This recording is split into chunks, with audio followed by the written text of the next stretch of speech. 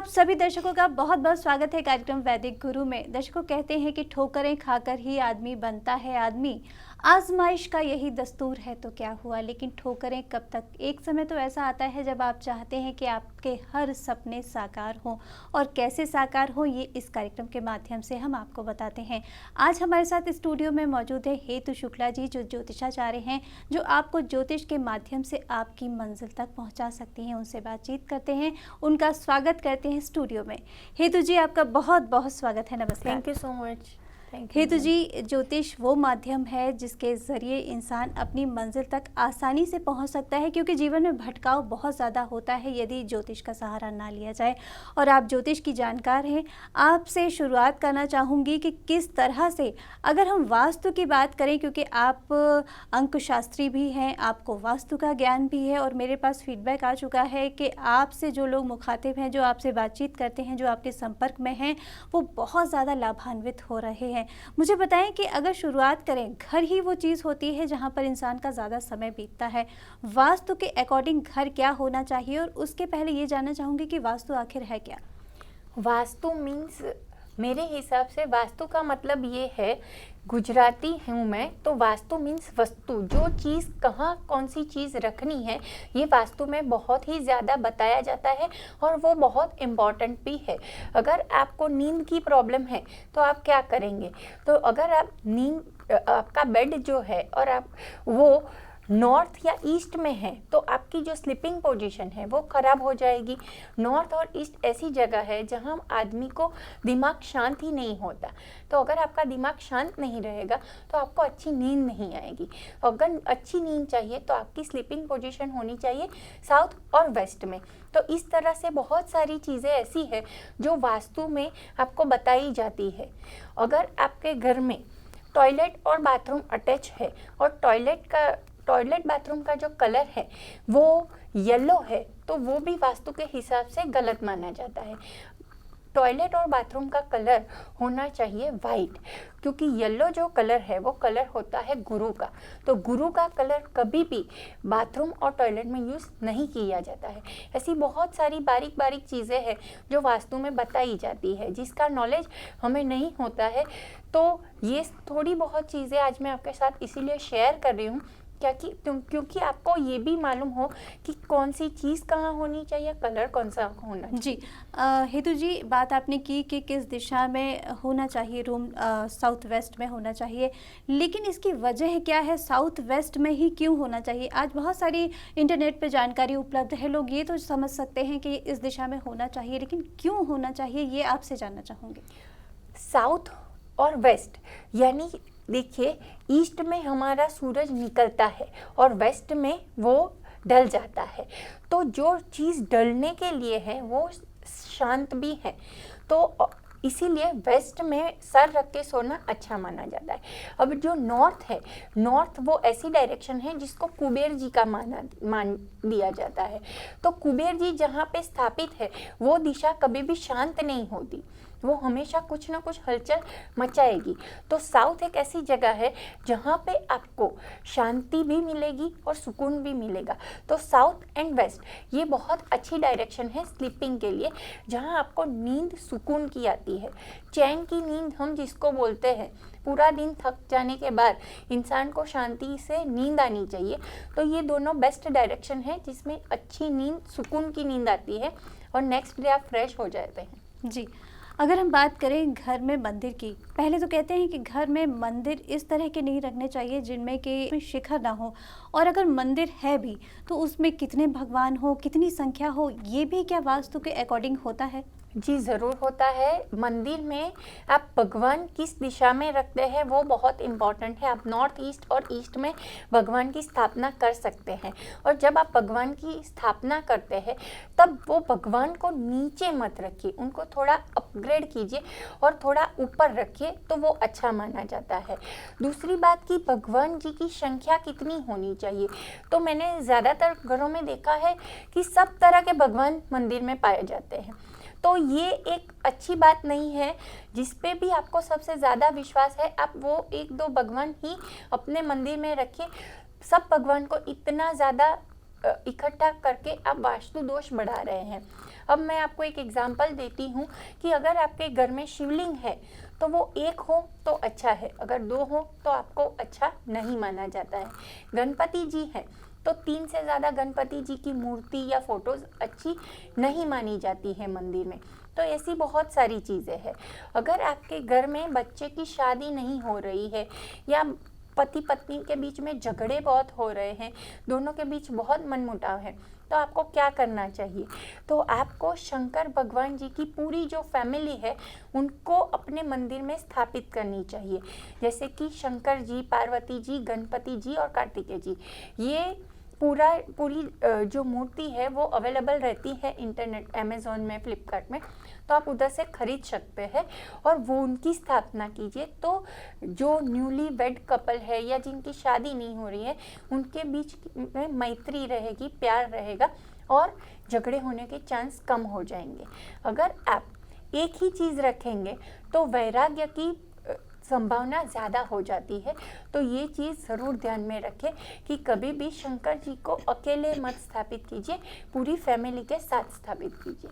जी, तो दर्शकों यहाँ पर हमने हेतु जी से जाना कि अगर हम मंदिर बनाते हैं घर में तो किस तरह से हमें एक भगवानों की क्या संख्या रखनी है, क्योंकि कहा जाता है कि एनर्जीज जो होती हैं भगवानों के भी आपस में क्लैश कर सकती हैं, इसलिए बहुत सोच समझकर मंदिर स्थापित करें और साथ साथ भगवान जो हैं कितनी संख्या है वो हेतु जी हमें यहाँ पर बता रही हैं। साथ साथ और भी क्या कुछ हमारे लिए हितकर है वो हेतु जी से जान लेते हैं।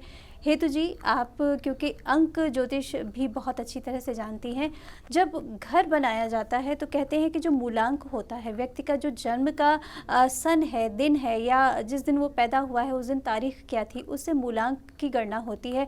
कुछ उसके बारे में बताएं कि मूलांक क्या होता है और वो कितना सुटेबल होता है। घर को का नंबर क्या उससे अगर लिया जाए मिलता जुलता, लोग फ़ोन नंबर तक मिलता जुलता लेते हैं अपने मूलांक से, क्या रहस्य है, क्या राज है ये?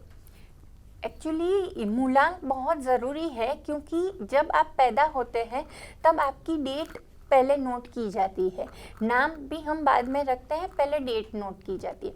तो मूलांक बहुत ज़्यादा ज़रूरी है। और जैसे कि आपने मुझसे पूछा कि ये घर के नंबर्स के लिए भी अच्छा है, फ़ोन नंबर्स के लिए भी अच्छा है, तो हाँ, ये बहुत ज़रूरी है। मैं आपको इसका एक और एग्जांपल के साथ समझाती हूँ तो ज़्यादा समझ में आएगा। ऋत्विक रोशन को तो सब जानते ही है, उनका डिवोर्स हो गया उनकी बीवी के साथ। तो उनका डिवोर्स कब हुआ? 17 साल के बाद।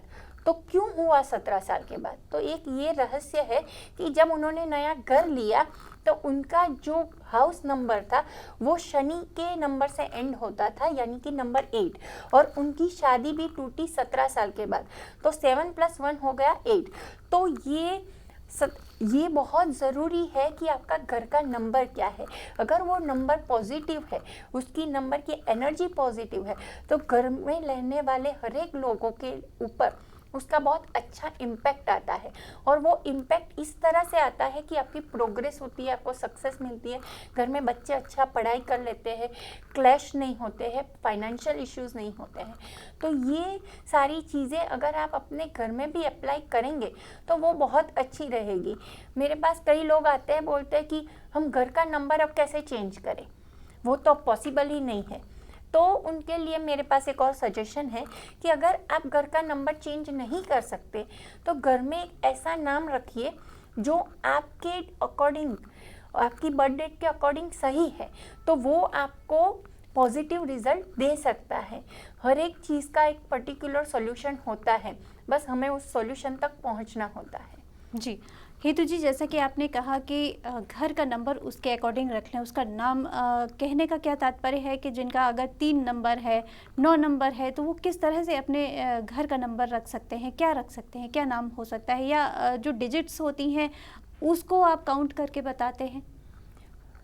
देखिए, आपका क्वेश्चन बहुत अच्छा है। जैसे कि आपका नंबर 3 है, 9 है, तो पहले ये देखा जाता है जब आप घर लेते हो तो घर किसके नाम पे लेना, क्योंकि ये भी एक बहुत अच्छी चीज़ मानी जाती है कि अगर आपका घर उस व्यक्ति के नाम पे लेंगे जो लकी है तो आपका प्रोग्रेस बहुत इजीली हो जाएगा। तो ये एक हो गया। अब दूसरी बात है कि जैसे कि 3 है, 9 है, तो उनके लिए लकी नंबर है 369। तो आपका जो घर का नंबर है वो 3, 6 और 9 के डिजिट पे एंड होता है तो आपको नाम रखने की कोई ज़रूरत है नहीं। पर अगर वो नाम हो रहा है एंड 4 पे, 8 पे, 7 पे, तो आपको नाम रखना पड़ेगा। तो वो नाम का कैलकुलेशन न्यूमरोलॉजी वाइज किया जाता है।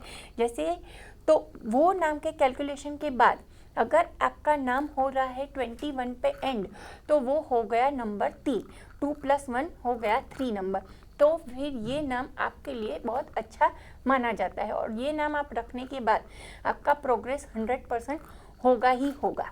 जी, नामों की अगर हमने बात कर ली है, बात करेंगे अंकों की। जैसे सपोज़ अगर किसी की मित्रता है या कभी कभी ऐसा भी होता है कि दो जो अपोजिट्स नंबर है उनकी शादी हो जाती है, जैसे कभी 8 और 4 की हो गई, तो क्या ये किस तरीके का, कौन सा मैत्री नंबर माना जाता है या कौन सा एनिमी शत्रु अंक माना जाता है, कुछ विस्तार से बताएं। जैसे कि नंबर 4 और 8 की शादी हो गई तो मैं ऐसा नहीं बोल रही हूँ कि उनका तुरंत डिवोर्स हो जाएगा। तुरंत डिवोर्स नहीं होगा क्योंकि नंबर 8 है वो रिलेशनशिप को खींचेगा ही खींचेगा, पर उनके बीच में जो प्यार होना चाहिए हस्बैंड वाइफ के बीच में, वो उनका आपको वो लैक ऑफ लव दिखेगा ही दिखेगा उनके बीच। तो उनको शादी निभाने के लिए बहुत सारी ऐसी छोटी छोटी चीज़ का ध्यान रखना पड़ेगा जिससे उनकी शादी अच्छी चले। ऐसा नहीं है कि चलाने के लिए चले, पर दिल से चले। तो उन लोगों को सबसे पहले ब्लैक कलर को अवॉइड करना पड़ेगा। अपनी डे टू डे लाइफ में उनको ब्लैक कलर का इस्तेमाल बिल्कुल नहीं करना है, क्योंकि ब्लैक कलर है शनि का।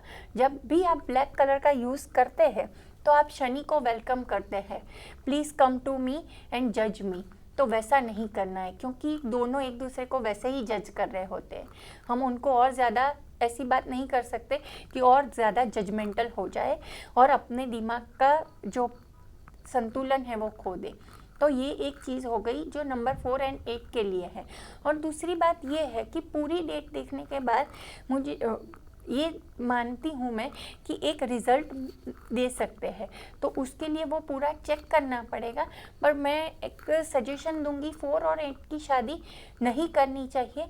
अगर कर रहे हैं तो अपने दम पे कीजिए और उसके लिए ऑल द बेस्ट मैं बोल देती हूँ अभी से। जी, बहुत अच्छी बात आपने कह दी है कि शुभकामनाएं तो होनी ही चाहिए। जो कुछ ईश्वर निर्धारित करता है वो जीवन में होता ही है, उसकी मर्जी के बिना कोई पत्ता नहीं हिलता। हमारे वश में ये होता है कि हम उसको कैसे बेहतर बना सकते हैं। और दर्शकों, ज्योतिष से बेहतर कोई माध्यम नहीं होता। हम आपसे यही कहना चाहेंगे कि ज्योतिष आपके साथ है तो आपको घबराने की ज़रूरत नहीं है, क्योंकि जीवन है, समस्याएँ हैं तो उनका समाधान भी हमारे पास है। और वैदिक गुरु वो कार्यक्रम है जो आपके जीवन की हर समस्या का समाधान आपको देता है। आगे बढ़ते हैं हेतु जी, बहुत सारी बातें आपको जानने को मिल रही है। जो एक मेरा छोटा सा क्वेश्चन था वो मैं ज़रूर जानना चाहूँगी, जो कि अभी आंसर छूट गया, कि मैत्री और शत्रु जो अंक होते हैं वो जान लेना ज़रूरी है। बाकी जीवन में कौन किससे मिलता है ये तो अलग बात होती है। कौन से शत्रु अंक होते हैं, कौन से मित्र अंक होते हैं? एक्चुअली सबके शत्रु और मित्र अंक अलग अलग होते हैं। मैं आपको एग्जांपल दे देती हूँ कि अगर आपका डेट ऑफ बर्थ 1, 10, 19 और 28 है तो आपका मूलांक हो जाता है 1। तो 1 इज़ द नंबर ऑफ सन। तो सन के सामने किसी की नहीं चलेगी। आपको मालूम होगा कि हमारा जो सूर्यमंडल है उसमें सबसे पावरफुल जो प्लेनेट है वो सन है। तो सन के साथ रहने के लिए ऐसा अंक मत चूज़ कीजिए कि जो ऑलरेडी गुस्से वाला है। अगर सन के साथ शनि को मिला दिया तो फिर ब्लास्ट होना ही होना है, उसको कोई नहीं बचा सकता। तो सन के साथ मान के चल सकते हैं 1, 4, 5 एंड 7। ये एक अच्छा कॉम्बिनेशन माना जाता है 1 नंबर के लिए। और एक सजेशन ये भी है कि अगर आप 1 नंबर वाले हैं तो आप 1 नंबर की व्यक्ति से शादी मत कीजिए, क्योंकि दोनों की बहुत सारी कैरेक्टरिस्टिक सेम हो जाएगी। अगर सिमिलर है तो ज़्यादा प्रॉब्लम होगा। ऑपोजिट्स आर ऑलवेज अट्रैक्ट, ये मैं मानती हूँ और ये बहुत सही भी है। तो कभी भी 1 का 1 के साथ मिलन मत कीजिए, उसको 4 के साथ, 5 के साथ, 7 के साथ कर सकते हैं, पर सबसे बेस्ट रहता है 5 एंड 7, क्योंकि वो नंबर बहुत ही काम नंबर है। वो 1 को हैंडल करने में बहुत हेल्पफुल रहेगा। तो ऐसे ही सब नंबर की अलग अलग कैरेक्टरिस्टिक है और सब नंबर के अलग शत्रु है और अलग फ्रेंड है। पर 4 और 8 जो कॉम्बिनेशन है वो अट्रैक्ट कर लेता है लोगों को एक दूसरे के साथ बात करने के लिए। अगर वो एक दूसरे के साथ बात करेंगे उनको अच्छा लगेगा, क्योंकि वो नंबर ऐसे हैं कि अट्रैक्ट करेंगे पर निभाने के लिए बहुत मुश्किल दे देते हैं। तो कभी भी ये ऐसी बहुत सारी छोटी छोटी चीज़ें हैं, कौन सा नंबर किसके साथ सही बैठेगा वो उसका देख के ही मालूम होता है, पर 1 के लिए ये सही मानती हूँ मैं। जी, लेकिन हेतु जी जो जिनका नंबर 2 है, 3 है, 5 है, वो जिज्ञासा जाग गई होगी उनके मन में, तो मैं चाहूँगी थोड़ा विस्तार से बता दें, अच्छा रहेगा, क्योंकि जो लोग छूट जाएंगे उनको शिकायत हो जाएगी हमसे कि 1 नंबर के बारे में बात कर ली, 4 के बारे में कर ली, 3 के बारे में कर ली, बाकियों का भी बता दें तो बड़ा अच्छा रहेगा। ओके मैं बताती हूँ। जैसे कि नंबर 2 है, तो नंबर 2 का मित्रता किसके साथ है, तो नंबर 2 को 4, 6, 7, एक्चुअली नंबर 2 बहुत अच्छा नंबर है, 4, 5, 6, 7 और 8 के साथ भी अच्छी चल जाएगी नंबर 2 की, क्योंकि वो मून का नंबर है। तो मून जैसे कि बहुत खूबसूरत होता है, तो नंबर 2 के लोग बहुत रोमांटिक होते हैं। उनको बॉलीवुड के बहुत सारे लोग जो है नंबर 2 वाले हैं, वो नंबर 1 की पोजीशन पे है बॉलीवुड में अभी, जैसे कि शाहरुख खान हो गए 2 नवंबर के, और अमिताभ बच्चन हो गए 11 अक्टूबर के। तो वो सारे टॉप पोजीशन पे क्यों है, क्योंकि उनके नंबर 2 है। अब 2 नंबर है, रोमांटिक है, बॉलीवुड पसंद है, म्यूज़िक पसंद है, डांस पसंद है, तो वो तो आगे बढ़ेंगे ही बढ़ेंगे। और जैसे कि शाहरुख खान की बीवी है, वो उनके साथ साथ इतने सालों से चल रही है, तो उनके नंबर भी शाहरुख खान के साथ बहुत मैच कर रहे हैं। और 2 नंबर होने की वजह से शाहरुख खान जो है वो स्कॉर्पियन है, और स्कॉर्पियन लोग जो होते हैं वो ज़िद्दी भी होते हैं और पावरफुल भी होते हैं। तो उनकी ज़िद और जुनून ही शाहरुख खान को आज इस पोजीशन पे, उस मकाम पे लेकर आया है। तो नंबर 2 के लिए ये है। अब नंबर 3 की बात करते हैं, तो नंबर 3 के लिए 3, 6, 9 is the best combination for number 3। अब बात करते हैं नंबर 4 की, तो 1, 2, 5, 7 ये नंबर 4 के साथ चलेंगे, अच्छे रहेंगे, क्योंकि जो सामने के नंबर है वो थोड़े काम है। 4 नंबर राहु का नंबर होता है, और राहु को कोई आइडेंटिफाई नहीं कर सकता कि वो क्या करेगा।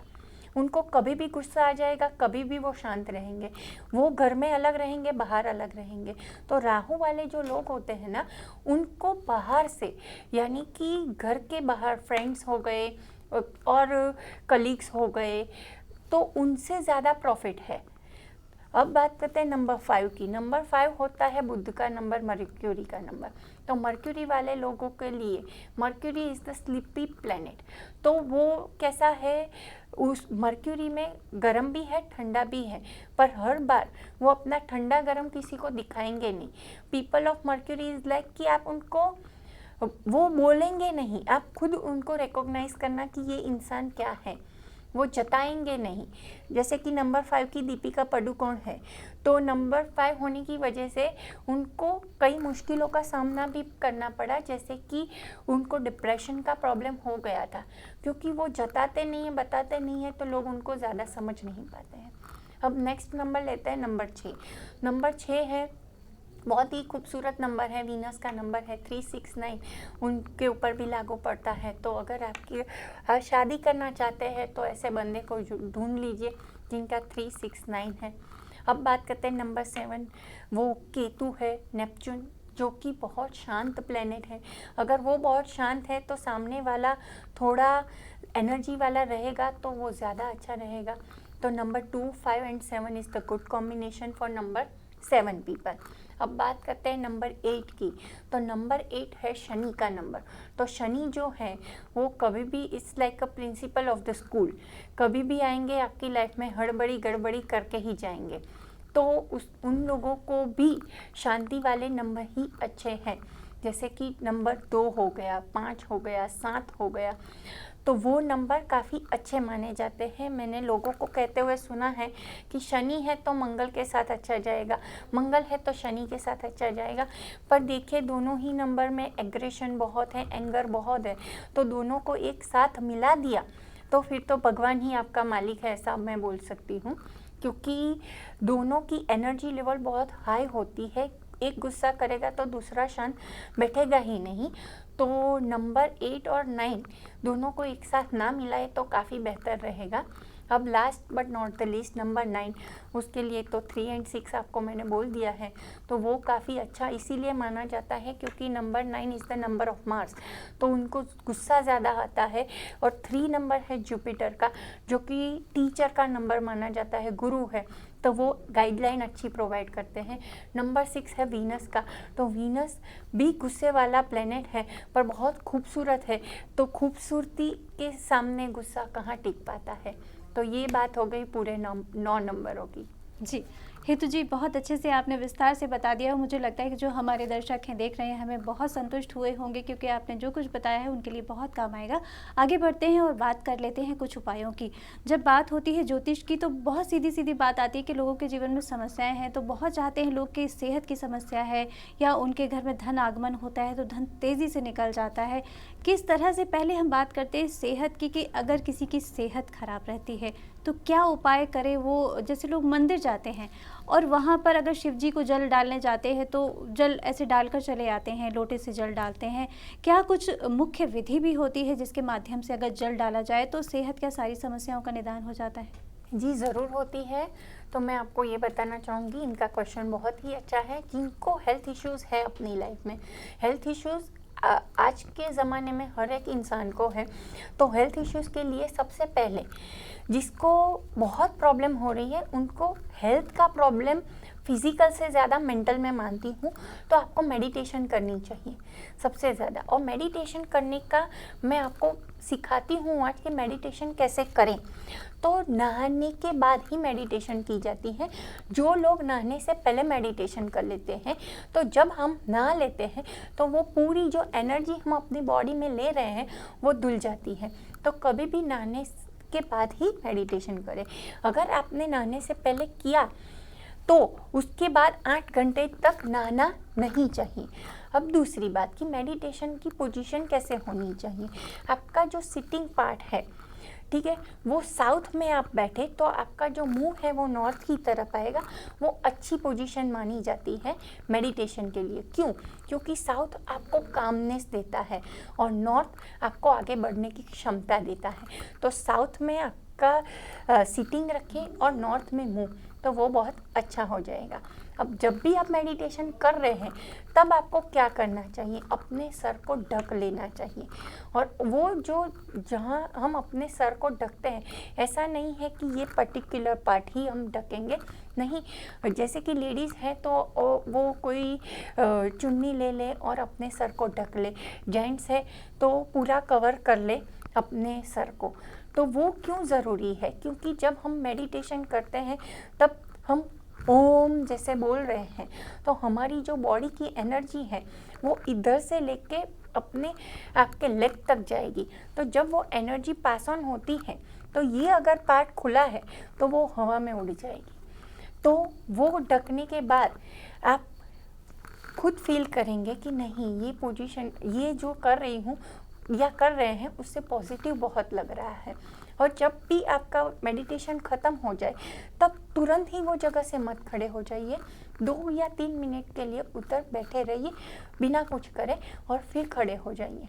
और जो भी आप क्लॉथ यूज़ कर रहे हैं वो क्लॉथ को डे टू डे लाइफ में मत यूज़ कीजिए, वो सिर्फ मेडिटेशन के लिए यूज़ कीजिए।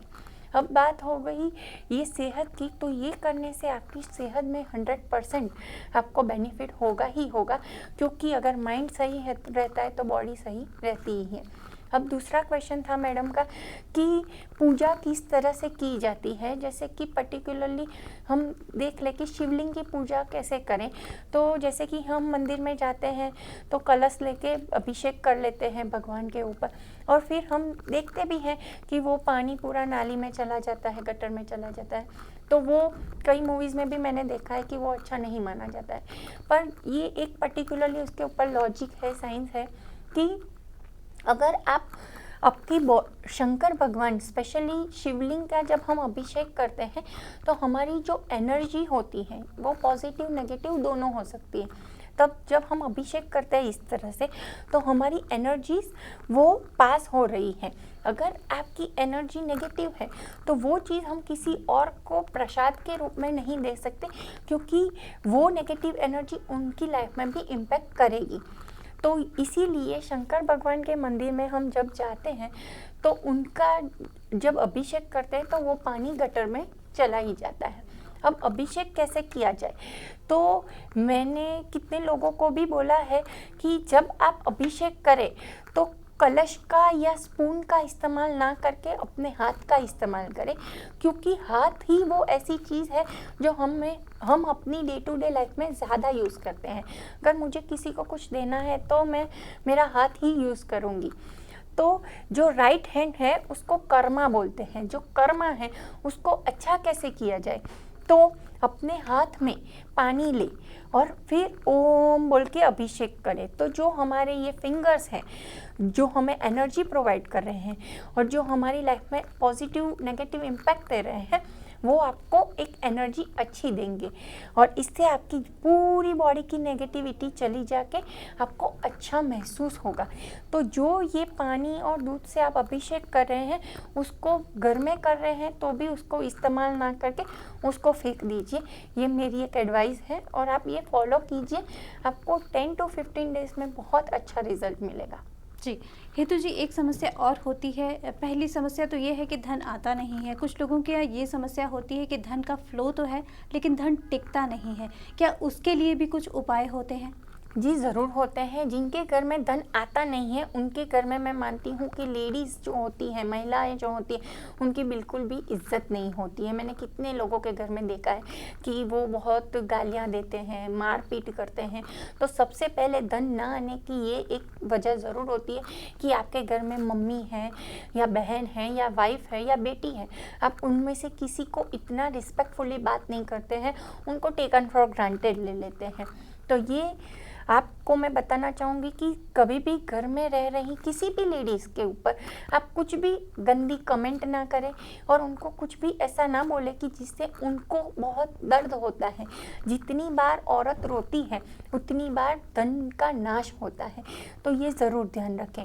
और अगर आप सबकी रिस्पेक्ट कर रहे हैं, सबको अच्छा रख रहे हैं, फिर भी धन नहीं आ रहा है, तो एक और चीज़ की वजह ये भी है कि आपके जो पिछले जन्म के कर्म होते हैं वो हमारी लाइफ में अभी भी रहते हैं और 30% उसका पार्टिसिपेशन रहता है। तो वो कर्म ऐसे होते हैं कि हमें प्रॉब्लम्स देते हैं। तो जो मैंने अभी आपको आगे समझाया, आप शिवलिंग का अभिषेक करके अपने मन को शांत कीजिए, अपने जो नेगेटिव कर्म है उसका नाश कीजिए और अपने धन को लाइए।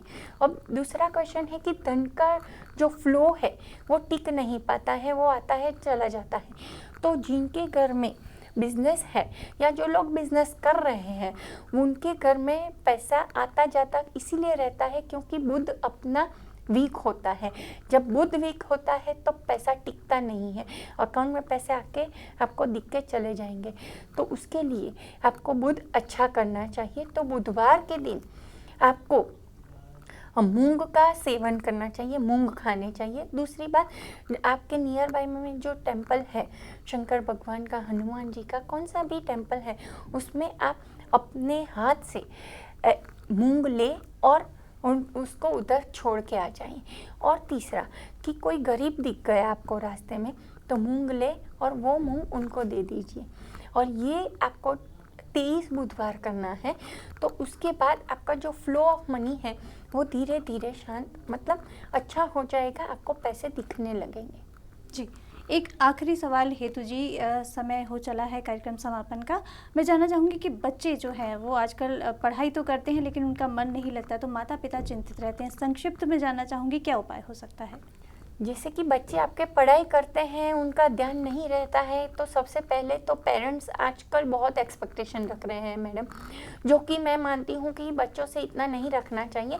बच्चा पढ़ाई के लिए जा रहा है ना कि मार्क्स के लिए, कुछ अच्छा ज्ञान प्राप्त करेगा। अगर वो सोच के आप भेज रहे हैं तो आपको अच्छा रहेगा और बच्चों के ऊपर टॉर्चर ना करें। अब बच्चा जब बैठता है पढ़ाई के लिए तो उससे पहले आप उसको थोड़ा फ्री टाइम दीजिए, ताकि वो उसका मन अच्छा रहे। और बच्चे को साउथ वेस्ट में और वेस्ट डायरेक्शन में आप पढ़ाई के लिए बिठाएं तो उनका जो दिमाग है वो चंचल नहीं होगा, वो शांत रहेगा। हेतु जी, ज्योतिष का सागर इतना अथाह होता है कि उसके मोती चुनकर हम अपना जीवन लगातार सजाते रहते हैं और आपसे आज बहुत कुछ जानने को मिला है। फिलहाल समय अनुमति नहीं दे रहा, तो आपसे इतना कहना चाहूँगी कि आप स्टूडियो में आई, इतनी अमूल्य जानकारी दी, उसके लिए आपका बहुत बहुत धन्यवाद। Thank you so much. Thank you so much.